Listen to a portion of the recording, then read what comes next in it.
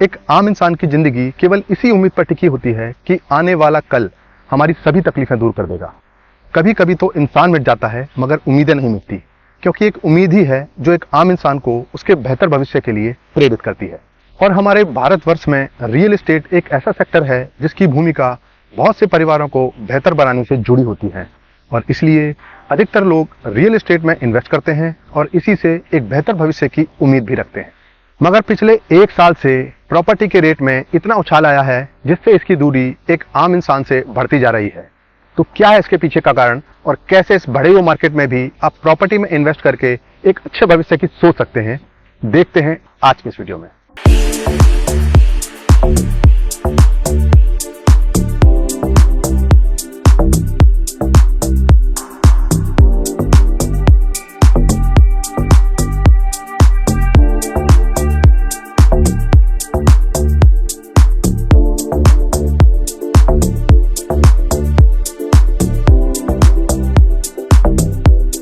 पिछले 1 से 1.5 साल में ऐसा क्या हुआ, प्रॉपर्टी को पंख लग गए और जो भी प्रॉपर्टी खरीदने मार्केट में उतरो तो उसका दाम बहुत बढ़ चुका है। इस स्थिति को आप ऐसे भी देख सकते हैं कि पिछले कुछ सालों की सुस्ती के साथ साथ कोरोना पैंडेमिक के चलते देश के रियल एस्टेट सेक्टर में काफ़ी कम खरीदारी हुई और उसके बाद आगे आने वाले 6 से 12 महीनों में बड़े बड़े नामी गिरामी नाम सुन पाएंगे, जिससे यहाँ का प्रॉपर्टी बाजार और भी उछाल मार सकता है। क्योंकि नामी गिरामी बिल्डर का फोकस केवल लग्जरी और प्रीमियम सेगमेंट के कस्टमर्स पर ही है और इसलिए अब जितने भी अपार्टमेंट्स यहाँ लॉन्च हो रहे हैं उनकी कीमत 9,000 रुपये पर स्क्वायर फीट से 20,000 रुपये पर स्क्वायर फीट तक के जाने के पूरे आसार हैं और सबसे ज़्यादा डिमांड भी यहीं देखी गई है। प्रॉपर्टी की कीमतों को उछाल देने में होम लोन के रेट का भी बड़ा योगदान रहा, जिसे हमने कोरोना महामारी के बाद काफ़ी नीचे आते देखा। हालांकि फिर से होम लोन का रेट बढ़ने लगा है, मगर अब तो मार्केट में तेजी बरकरार है, जिससे इसके बढ़ते रेट से भी प्रॉपर्टी पर इसका कोई असर नहीं दिखाई दे रहा।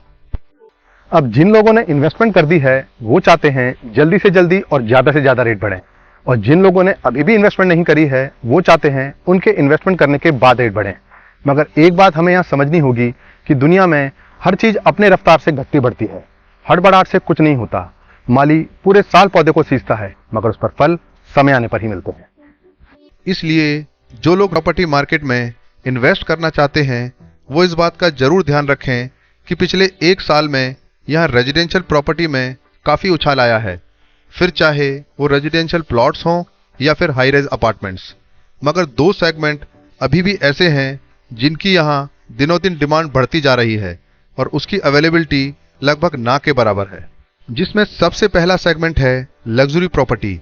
अब क्योंकि पास्ट में लग्जरी प्रॉपर्टी की लिमिटेड ही सप्लाई थी, जिसके कारण इसमें अभी भी इन्वेस्टमेंट का काफ़ी स्कोप है। अब दूसरा सेगमेंट जिसमें अभी भी सबसे ज़्यादा स्कोप है वो है कॉमर्शियल प्रॉपर्टी। अब क्योंकि कॉमर्शियल प्रॉपर्टी की केवल 2% की सप्लाई है, जिसके कारण जैसे जैसे आपको यहाँ पॉपुलेशन बढ़ती दिखेगी वैसे वैसे आपको यहाँ कॉमर्शियल प्रॉपर्टी में भी काफ़ी उछाल देखने को मिलेगा। दोस्तों, जिंदगी में एक ऐसे इंसान का होना बहुत जरूरी है जो आपको सच्चाई से अवगत कराए।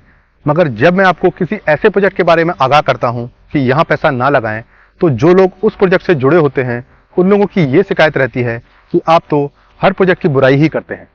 और जब मैं कोई अच्छा प्रोजेक्ट आपको इन्वेस्टमेंट के लिए बताता हूं तो उनमें कई लोग ये समझते हैं कि वीडियो निष्पक्ष नहीं है।